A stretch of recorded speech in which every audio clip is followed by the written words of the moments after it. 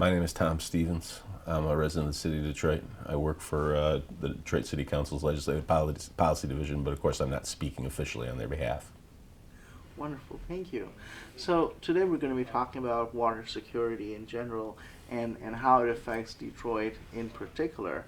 When you think of water security, or maybe the flip side, water insecurity, what do you associate with that? We usually use the word affordability, although I'm happy with security.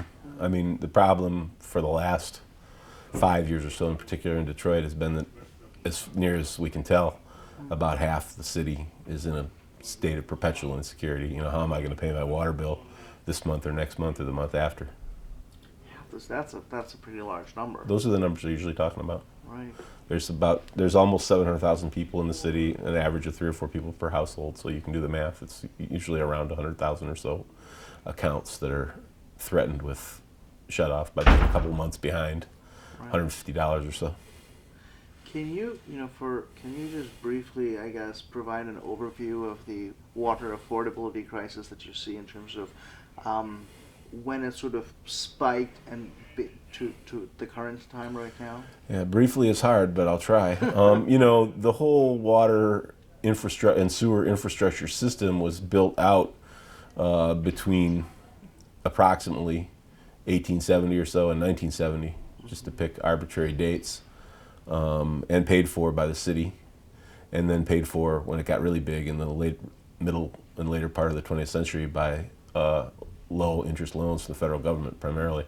When that source of funding was withdrawn in the 1980s, after the passage of the Clean Water Act imposed a whole bunch of environmental and public health requirements on them, they started to run into trouble, and those problems have been snowballing ever since.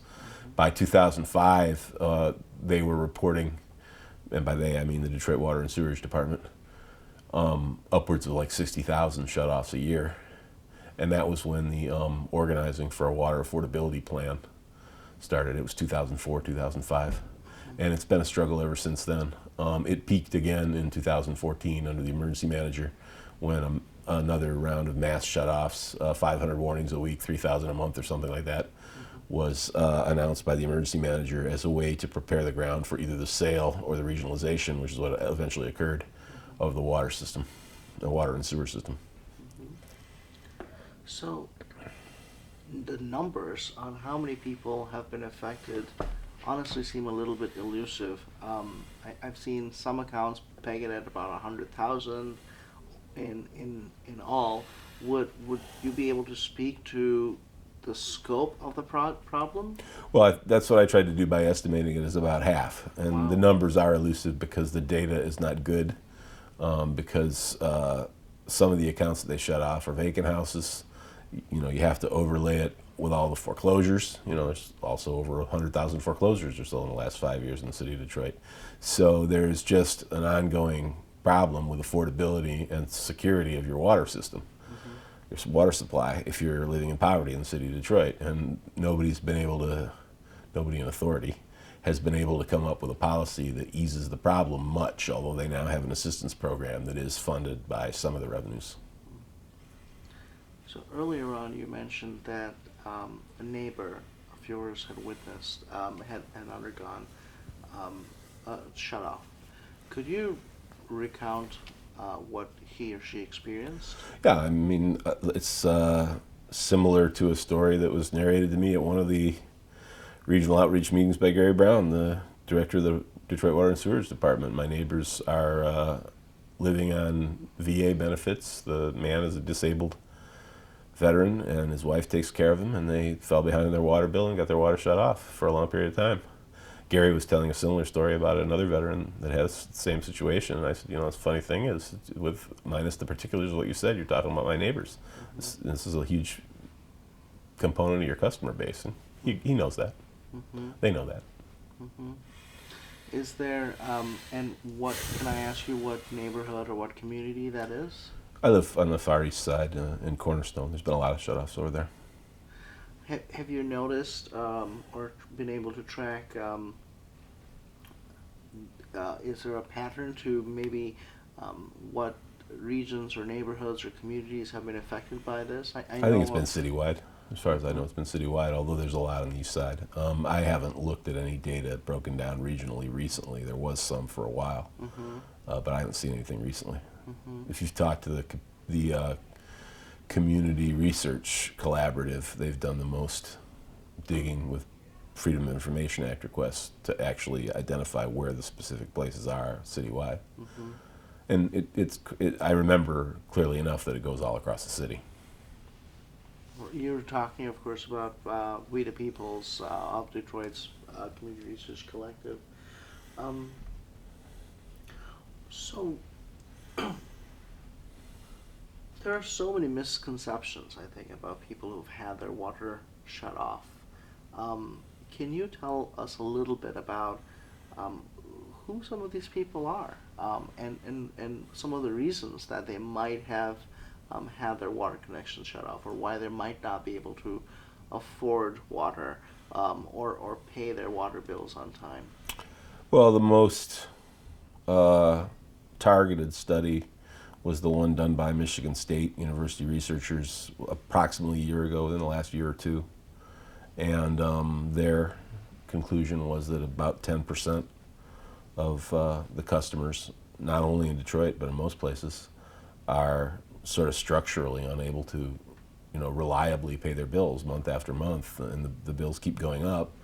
Since, as I mentioned at the beginning of this conversation, the federal government withdrew the interest-free or very low-interest funding for this stuff. They have to get it from the ratepayers, and so the rates keep going up every year, and those on the lowest end of the economic spectrum run into challenges. If they pay their water bill, they're not going to pay their rent this month, or skimp on food, or whatever, medicine, whatever it is. I mean, there's a structural unaffordability problem with water and sewer rates overlaid on the opportunity and the income and wealth demographics of the country. It's true in a city like Detroit with a lot of poor people, as more than any place else, but it's true everywhere. And the Michigan State University researchers' conclusion was that if we don't change what we're doing, then within 10 years or so, it's going to be more like 30% as opposed to 10% now. I don't think they had the latest word on how people are defining and addressing inequality. The issue of unaffordability, because the word affordability has different meanings to different people in the water and sewer context. The EPA talks about it one way, the UN talks about it another way in terms of the human right to water and sanitation. But the Michigan State study was one of the impetus for one of the different things that is giving impetus to more study of this thing and trying to get a grip on it, get a really good understanding of what's really going on, quantify everything, and come up with a policy. At least that's what people are talking about outside policymaking realms in Detroit and southeastern Michigan. In the policymaking realms, they seem to be wanting to try to ignore it as much as they can. Tell me a little bit about, you mentioned that the policymaking realms has still not quite come to the surface, although there's certainly a lot of conversations and real pain on the ground. What is happening at the policy level? Where is this circulating? And what are It's some like of the zombie challenges? neoliberalism, isn't it? I mean, it's as if our water and sewer systems were an enterprise, and as long as the bottom line, as long as they make their numbers, everything will be fine. And that if that means cutting off 60,000 families from water, then that's what we do, right? So they've been operating that way for decades, since the neoliberal turn, since the 80s, since the federal government withdrew their funding, and they're starting to feel some pain and heat now. Nothing like the pain that's being felt by the people who are being shut off, but like I say, if you have conversations with academics such as yourself or others that are studying this problem and debating it, the Michigan State study, for example, they talk about structural unaffordability and the policy driving this human rights crisis for poor people. If you talk to the people that have their hands on the levers of power in southeastern Michigan for the water system, they talk about saving money by getting a better credit rating and doing things that will please bondholders and Wall Street investors so that they'll be able to borrow money, and never the twain shall meet. So that's the gap, really, is that, who do you serve here? And we're in an era now, this is one of those periods, one of those interregnum periods, right, where the old cannot survive and the new is still waiting to be born. So there's a lot of morbid symptoms appear, as Gramsci said, right? Tell me a little bit about you, about your story, and how, about what you're doing. I came to work here for the council in 2008 and was assigned by my supervisor to monitor the water department, and he specifically directed me to be proactive about it. So I kind of got into something that has consumed much of my life since then. Were you involved in water issues before that? Not directly, no. No? No. What were I you mean, doing? environmental, clean water, but not the water infrastructure or affordability or anything. I've been a people's lawyer in Detroit since 1986. Did a lot of litigation for many years, and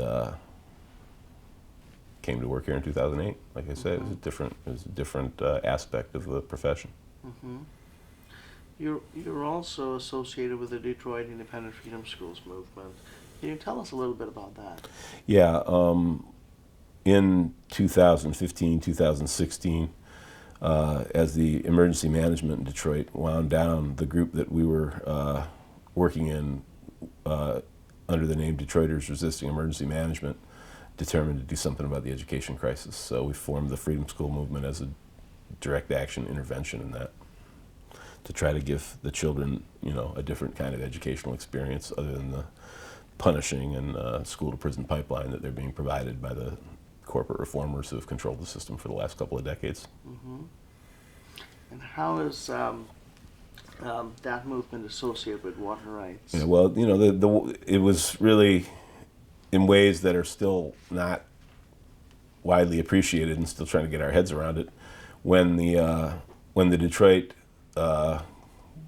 Public School Community District, the successor district that exists now, announced in August of 2018 that they were going to have to shut off all the water fountains in their schools because they were finding a bunch of lead in the water, the Detroit education and water crises came together rather suddenly. And there's been a great deal of debate about that and what to do about it. One of the things we've recently started, as you know, is calling for a water action freedom school for the older students, high school and up. Mm-hmm. That's just in its initial phases right now. We haven't really started too much. But there's been so much discussion of the water things, this interview and others, that it's taken a lot of time now. I think it's a good time to do this because there's just a lot of discussion. Like I say, if you go outside the actual policymakers of southeastern Michigan, there's a very rich debate that recognizing that we have to do something about this if we don't want to just keep going down the toilet, so to speak. So this is a good time to do something like that. And we're trying to figure out how to do it. There's a number of practical barriers to pulling people together into an educational activity that's run by volunteers and action oriented. People don't usually think about it that way, unfortunately. It's one of the problems with the educational system. So we're working on it. I'm thinking of the climate walkout by kids really around the world. Yeah. And I'm thinking about some of the work that we, the youth of Detroit, are also doing. Can you talk a little bit about the role that, the work that you see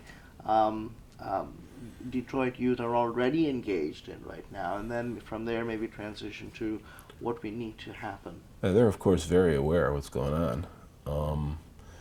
One of the things that we say in the Freedom Schools is people learn no matter what happens to them, I mean, that's part of it's a universal process. You may very well be learning bad things, but you're learning something. And the youth of Detroit are no exceptions. They have begun to organize themselves in response to the overwhelming effect of water shutoffs in the city. Everybody's aware of it.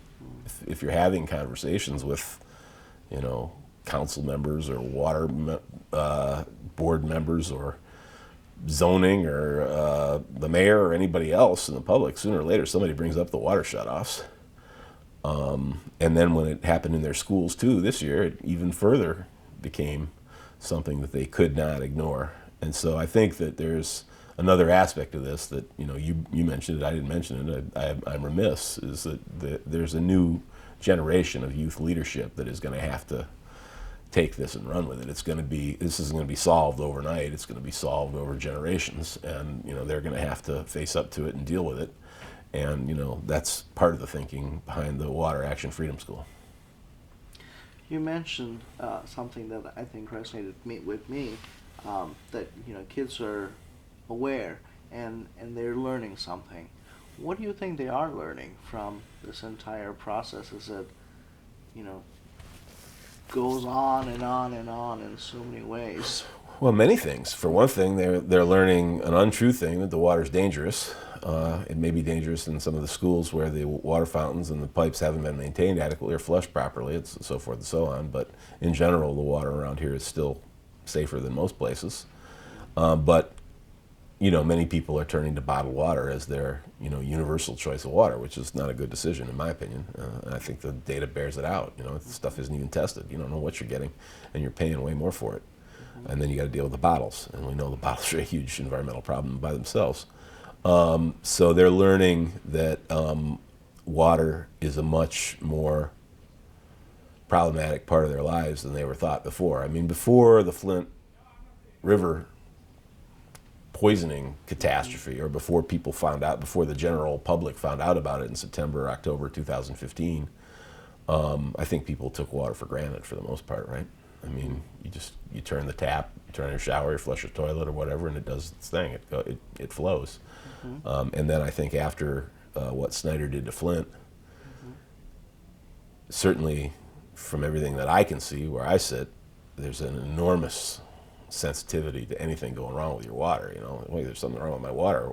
This is a huge problem, and that is an opportunity, a step forward, and hopefully, especially with efforts like We the Youth of Detroit and its spin-off groups, and the other youth organizing going on in the schools, outside the schools, the youth climate movement, the climate kids litigation, hopefully with persistence and creativity and courage, keeping up with this stuff, we'll eventually be able to flip the script and put the policymakers in a position where their feet being held to the fire, they have to do something about this, as opposed to just going on with business as usual and punishing the poor people for being poor. I mean, that's sort of the bottom line of it. And I think that's what the youth of Detroit, unfortunately, not only in the water context but mostly in the schools context, have been taught, quote unquote taught, scare quotes, that they suck and their families suck and their communities suck. I mean, that's essentially the curriculum of DPSCD as far as I can tell. I'm being sarcastic, obviously, but it's the hidden message, and they've got to get out of that, because none of it is true. It's they've had things imposed on them, like the old saying, we don't live in a bankrupt city, we live in a city that's been bankrupted.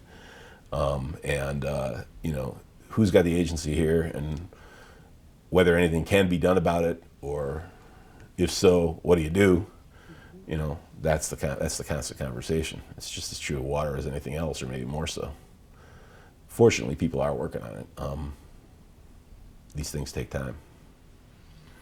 What is the role of teachers and educators in general, I guess, in this in the process? Yeah, that's a good question. We need to break out of the paradigm, where the so-called accountability and high-stakes testing and all this crap, I mean, there's.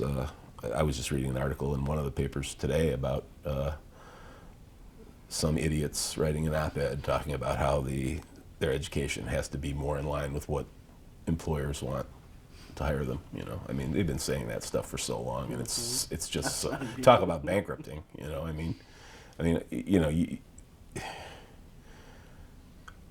When I was young, I wanted to learn what I wanted to learn, and I think that should be true of every child, and I think that denying them that and saying, no, you have to learn what I want to learn because, Illich won't hire you, or construction industry won't hire you, or whoever they're talking about, is a serious, it's a form of child abuse, really. And unfortunately, that's been the policy forever. I mean, we're talking educational policy now, but it certainly applies to water. I mean, the idea that these water and sewer systems are some kind of opaque mystery to everybody.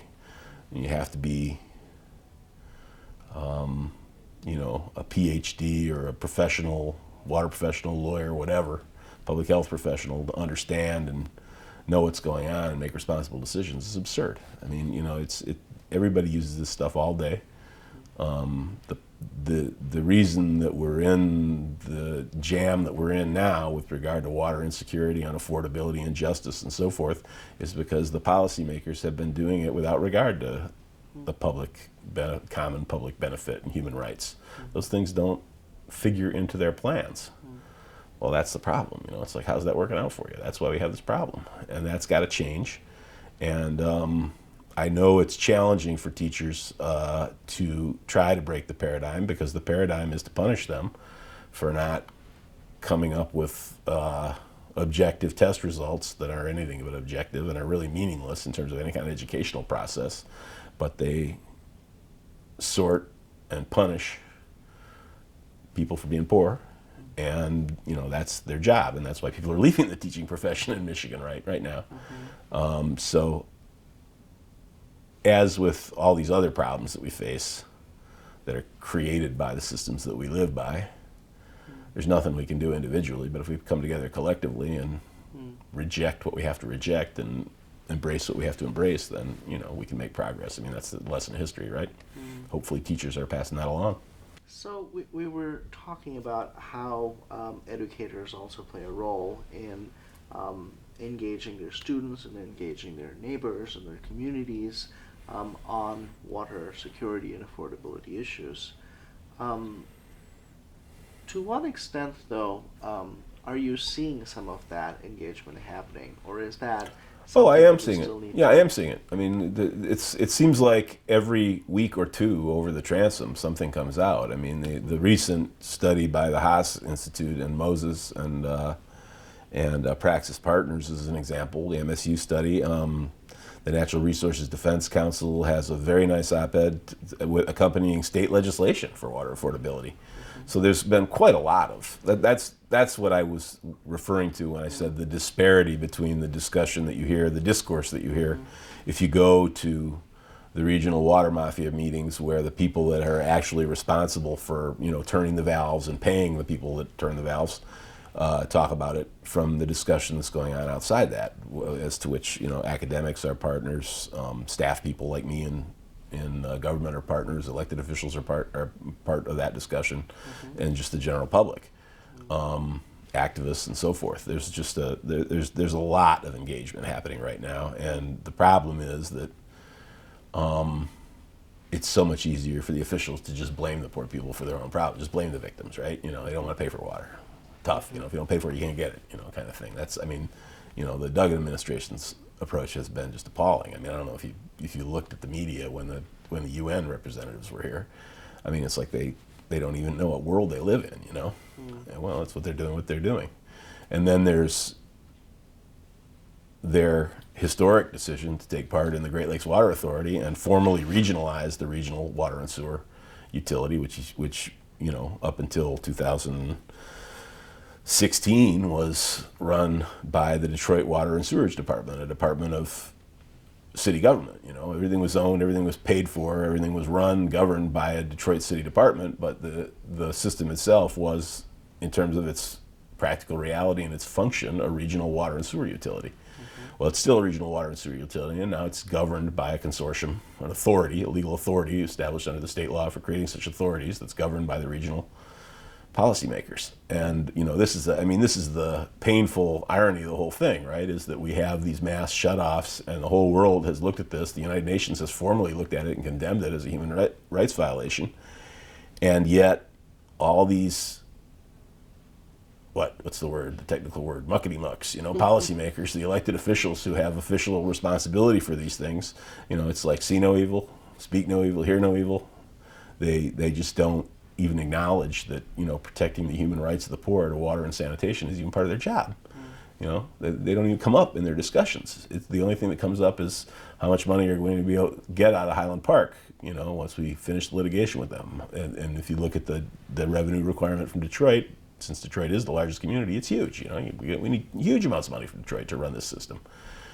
Same thing for any of the other communities. The other one that comes up all the time is Flint, of course.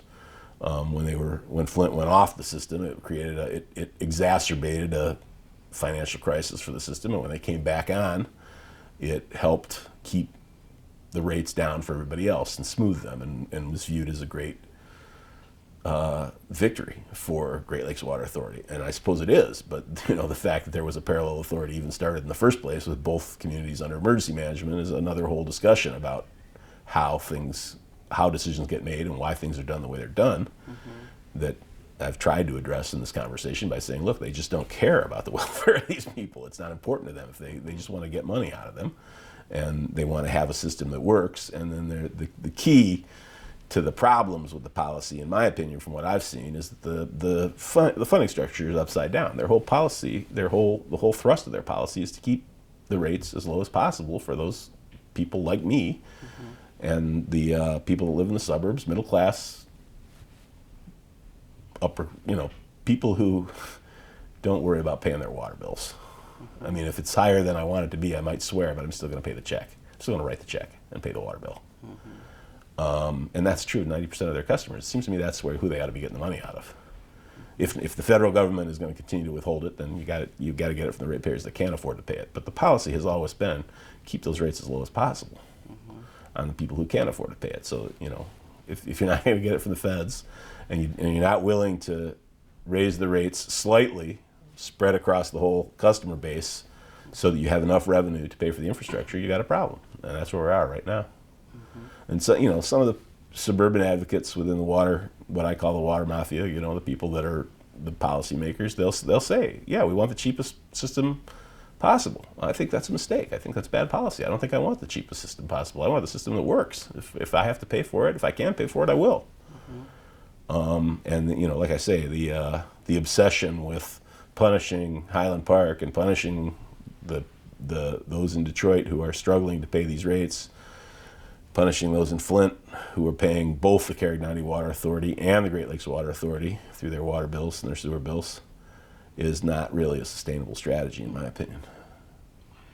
Of course, there's been decades of urban-suburban tensions in Metro Detroit. And we always hear comments that, well, my water bill is already really high from suburban residents. But not a lot of suburban residents know, for instance, that they're getting water at wholesale prices and rates. Well, their community is getting wholesale, and then their community is turning around and charging them a retail rate, and so they are, in effect, subsidizing their community's water system through their retail bill. And if it's too high, on average, what the Community Research Collaborative was able to find is, I think it was even before the Community Research Collaborative, it's generally known that on average, about half of what suburban retail water and sewer customers pay goes to their own community.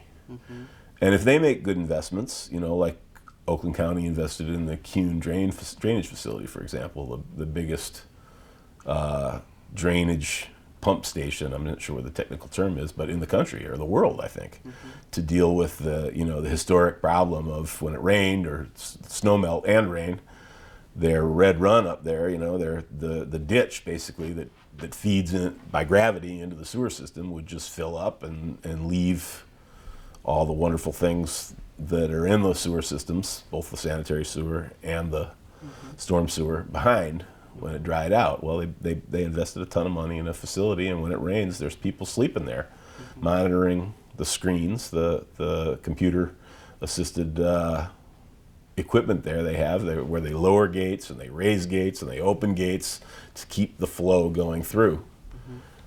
Well, where does it go? Of course, it goes down to the wastewater treatment plant in Detroit.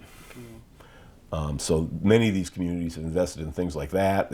Some of them invest. You see these water towers. That's storage capacity, so that at the peak time, when the pumps are working at full blast all over the region, they've got a big reservoir of water up there that they can just open it up and it flows down by gravity. I may be oversimplifying. I'm not a water professional myself, but they have those kinds of investments, and that factors into their their rates. It's a very, very complex picture, but the bottom line is, as you said, the suburbanites, to the extent they are paying high bills, on average, about half of it's going to their own community. Mm-hmm. Yeah, that's a great point that you mentioned, because I was recently in New York, and what struck me in New York City was that they have these water towers pretty much in every neighborhood. We don't have as many water towers in Detroit. Now that definitely strikes me visually as much as in New York City. Is that something that has been addressed, or is just my perception? I think it has to do with the fact that historically the water system has been funded by the city of Detroit, and the contribution of the suburbs has been as wholesale customers. They pay the city to pump the water out to them. Now that they're taking, and even before they took over the system themselves as the Great Lakes Water Authority, it was already starting to happen. Since the rate structure gives them a break when they invest in their own infrastructure like that, they've begun to invest in that kind of infrastructure. I can't be real specific about who has what or how it compares to New York or anything else. A lot of it has to do with gravity. If your sewer is slowing down to Detroit, somebody's got to pump it up to you. Like right now,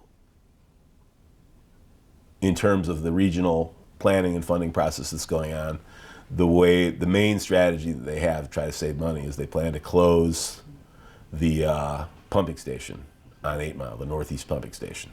They figure that's, at least for now, for planning purposes, they figure hypothetically that's excess capacity. So they're, in their capital investment, putting in alternative pipes where the flow will go around that through other routes, and where there will be backup capacity available in case of failure, et cetera, et cetera.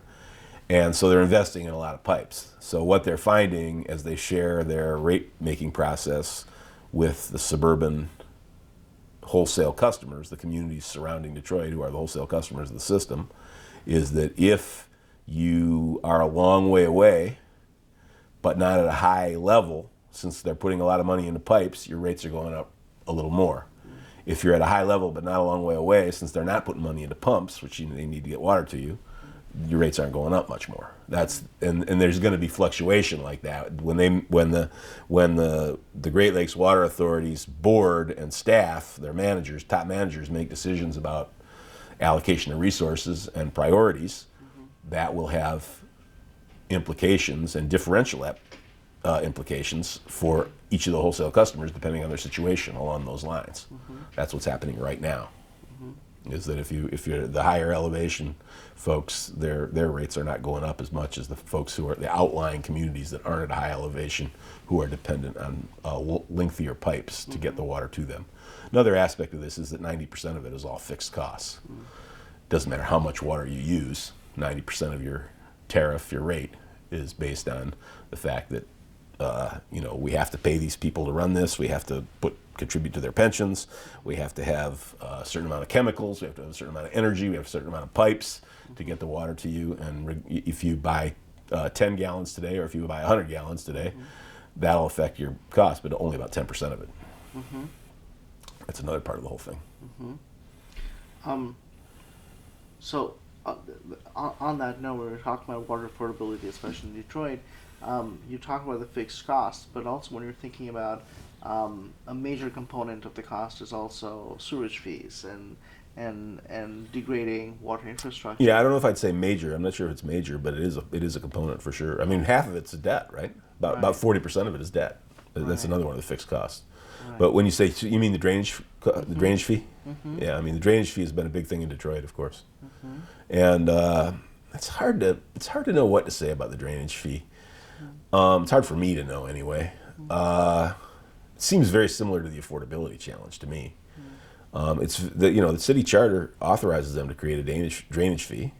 They've been charging drainage fees forever, but they weren't doing it in any kind of systematic way, and so they got sued. Some of the in particular, this is mostly commercial accounts. Some of the companies that were paying high drainage fees looked and said, wait a minute, I talked to somebody else, got another facility over here, they're not paying anything. Why am I paying so much? And this was a class action suit. And so the new drainage fee the new form of the drainage fee that has been so controversial in Detroit for the last 3 years or so, was intended to be and I think has successfully been the answer to that class action lawsuit, that we're going to start charging people drainage, on the same basis, instead of charging you based on how much water you use, and this other guy, your neighbor, based on how much area he has in his parking lot. We're going to charge you both based on how much area you have that's impervious surface, or impervious, right? In other words, where the water comes down on the roof or the parking lot and washes off into our sewer system, we're going to charge a fee for that because it's a problem for us when it rains. That's been their rationale. The problem, well, I mean, similar to the water affordability problem for the residents, some of these drainage fees are enormous. I mean, there was a guy at the budget hearing about a month ago for DWSD, the Detroit Water and Sewage Department. He's running a little nonprofit that he's had in Detroit forever. I forget the name of it, but he said he had a $2,000 drainage bill in January, and in February it was $7,000. He's not going to be able to pay that. So, to the extent that's going on across the board, there's an affordability problem. Certainly the churches don't have that kind of liquidity, no pun intended, in their budgets. So imposing this drainage fee on them became a huge political issue, and they have political power. So another reason why it became a political issue, and it was phased in for them, and I think reduced. And there's a lot of discussion about green infrastructure and credits and so forth. None of it is very simple or easy to understand or have a lot of confidence in that they've got it under control going forward. We'll just have to see. Where do you see the movement going forward? I'm somewhat encouraged. Like we were talking earlier about the role that the new generation, the younger generation, is playing here. Clearly, the activism around the Green New Deal and the climate has, inspired a lot of people, and I think that all that applies to this. And it's not only that, right? I mean, like I say, there's now a bill pending in the state House of Representatives that looks like the beginning of an actual affordability plan. So that's a huge step forward, right? We've never had that before. It's not going to pass with this state legislature, but it gives us something to talk about. And they can't seem to get away from the issue. The issue keeps coming back. So that's the state of it. These things take forever. I mean, we've been fighting the Detroit trash incinerator for 33 years. It just closed last week, so. Excuse me. So I'm going to ask you to reflect a little bit. When the UN came in and basically declared that this was a travesty of human rights, can you describe how you felt in terms of being here, being involved, being an organizer, being a part of city government, being a resident?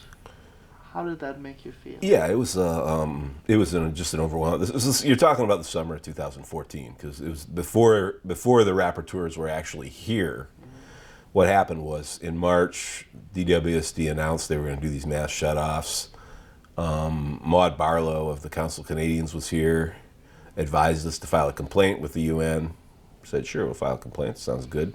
Had no idea the impact that was going to have. Within 2 or 3 weeks, the United Nations Office of Human Rights, two of the special rapporteurs, had written a letter saying, yeah, if you're shutting off water to people who aren't paying because they can't afford to pay, you're violating their human rights. That's crazy. Nobody does that. What's the matter with you? That was basically the gist of the letter. And that led to a whole lot of activity that summer. And we were just really busy. I mean, it was the kind of, it was just that sort of that phase of activism where you step away from your computer for 2 hours and you get back and you got, 12 emails to respond to all summer. And ultimately, you had thousands of people in the streets of Detroit during the Daily Coast conference, the Netroots Nation conference.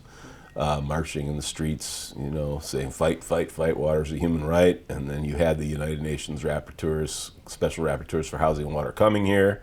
And you had the Duggan administration basically just dropping the ball, unable to really respond other than to say, who the hell are these people, you know, challenging what we're doing.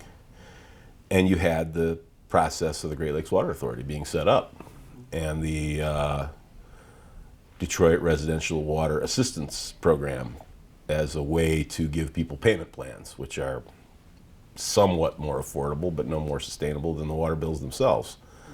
So there's been a policy answer to the crisis. It hasn't really solved the crisis. And of course, one thing we haven't talked about that's relevant to all this is the state of the economy in general. The bankruptcy and the resolution of the long-running EPA federal water litigation by the creation of the Great Lakes Water Authority was all in the context of the Great Recession, right? I mean, all these communities' budgets were shot, and they were like, well, we still need water, and we still need sewer service. What are we going to do? So they set up the Great Lakes Water Authority to do that. And as I say, the notwithstanding that, you know, millions of dollars and tons of time has been, and energy and brain power has been put into regionalizing these systems and governing them under a new paradigm of regional shared responsibility, virtually no attention has been given to, well, what are we going to do about these people who, you know, just can't really afford this and their human rights are at stake? They're just trying to ignore that. And I don't think they can ignore it forever. And you asked me how I felt about it. I felt exhausted. I felt exhilarated. I felt proud to be part of it, frankly. I mean, being part of I had, you know, that letter to the United Nations was by far the single most successful political tactic that I've ever been involved with in my life. I mean, the response was incredible. I remember the day it came out, we were at a Board of Water Commissioners meeting, and a lady who has since passed on, Sister Kenise from the, I can't remember the name of the order now, but I think the IHM, yeah. She, during public comment at the Board of Water Commissioners, asked to read the letter from the UN. She was reading it in this, you know, you have to see her. Of course, she's, you know, 90 pounds, 100 pounds or whatever, and she's got this sweet, quiet voice, and she's reading it, and you're looking at the faces of the water bureaucrats and the Board of Water Commissioners, and they were just livid. They were pissed. They were absolutely. You could say, oh God, we got a problem here, and they eventually called time on her. The chair called time on her. And she said, well, there's only 2 more paragraphs. Can I read them? And he said, no. You just had to laugh at him. You know, it's like, yeah, you guys, this is the best you can do. You better upgrade your game, and that's. Clearly, they did upgrade their game. That's, you know, that's where we got that was the Board of Water Commissioners. That was DWSD. Now you're dealing with the Great Lakes Water Authority. There still is a DWSD, but it's really just a junior partner of the Great Lakes Water Authority. And indeed, all aspects of that relationship are more or less obscured all the time. It's, you know, when the Great Lakes Water Authority meets with its regional wholesale customers, Detroit's whole role in it is basically left out. There will be some people from Detroit in the room, but they're not treated in the same way as the wholesale customers. And to some extent, it's understandable because Detroit has this huge role they don't have in the regional system. But some transparent, honest, clear understanding and some idea of what the policy should be just to, you know, to do better for the people who are not being well served would be really, we need that. And to put all this effort into bringing your water and sewer systems into the 21st century and to ignore the human rights of the poor is obscene, and that's exactly what they're doing. And I just think it's wrong. I don't think it's going to last. You mentioned a really, I think, inspiring story about Sister Kenise's talk.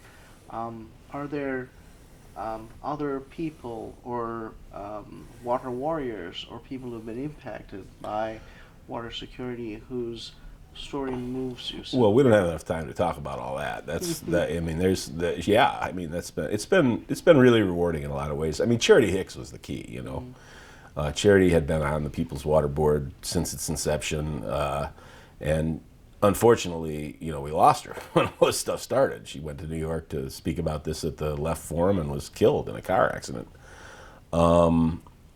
And she was the mistress of ceremonies at the talk where Maud Barlow spoke when she told us to complain to the UN, and she had been arrested in front of her own house by when the contractor came to her block and was shutting off basically everybody on her block. She went out and complained about it and called the cops. Cops came and took her away and held her in the Detroit Detention Center, which is another story of the way the people in this community are abused by the state.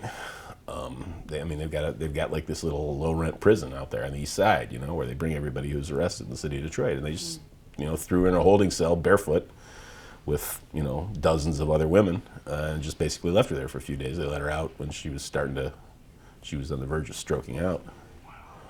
Yeah, I mean, it's the oppression of it all is just almost unbearable, and and people are aware of this. I mean, we treat people like this; they're aware of it. So yeah, that part of the weirdness of that summer was the way Charity went away and never came back. I was like, whoa, what the hell happened there? It feels like being at war sometimes. Well, thank you for your time. Is there something that we have not covered so far that you would like to leave us with as a parting comment? Well, the complexity of all this means that the discussions have to go on, and they have to sort of be repeated, and everything has to be recontextualized, and everybody has to get on the same page and move forward. But that is happening, is the thing. So the best we can do is to learn from the past and be very strategic about what we do in the present, with the idea that the future is going to get better. And I think more and more people are thinking that way. So that's what we'll try to do.